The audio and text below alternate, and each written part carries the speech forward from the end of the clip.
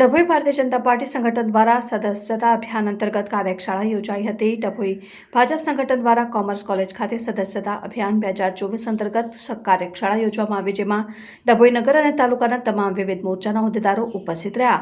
ધારાસભ્ય શૈલેષભાઈ મહેતા દ્વારા પ્રસંગે સંબોધન કરી પક્ષની કામગીરી અંગે કાર્યકરોને માહિતગાર કર્યા।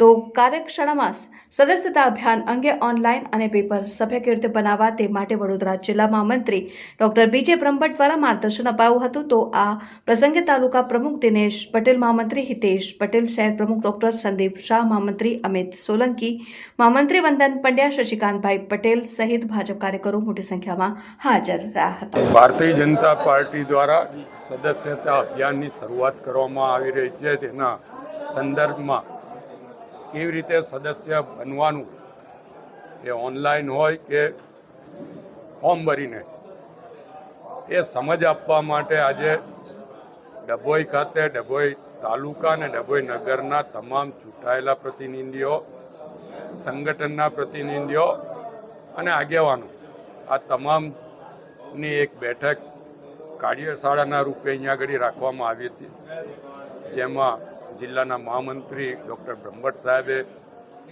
વિગતવાર સદસ્યતા અભિયાનની સમજ આપી છે। સાથે જ આ સદસ્યતા અભિયાન ફક્ત પાર્ટીને મજબૂત કરવા નહીં, પણ પાર્ટીને મજબૂત કરવા સાથે દેશને પણ સશક્ત બનાવવા માટેનું અભિયાન છે। ત્યારે એમાં તમામને કેવી રીતે જોડવા એ બાબતની ચર્ચા કરવામાં આવી છે।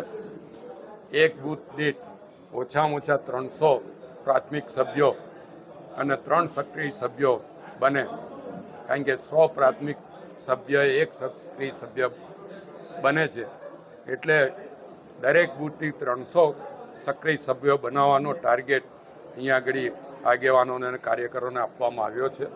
અને મને આશા છે કે આ વખતે ડભોઈ વિધાનસભા જિલ્લામાં સૌથી વધુ સભ્યો બનાવશે અને પહેલા નંબર